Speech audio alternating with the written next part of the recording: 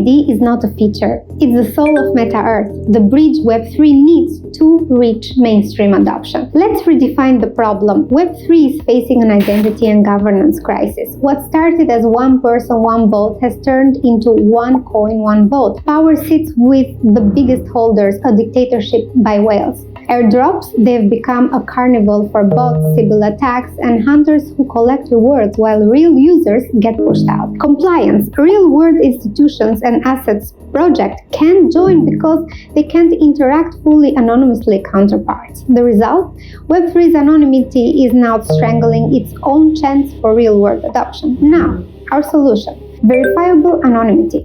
MeID isn't about ending privacy, it's about proving your uniqueness while keeping your privacy. You don't have to reveal who you are on chain, you only prove to an app, I'm unique, verified human being. This gives the best of both worlds, real compliance and real governance with full privacy protection. And here's the killer feature. Meta Earth already has more than 2 million KYC-ready users, so developers, would you rather launch your product to 2 million wallet addresses that might belong to 20,000 bots, or to 2 million verified humans? That's the value of MeID.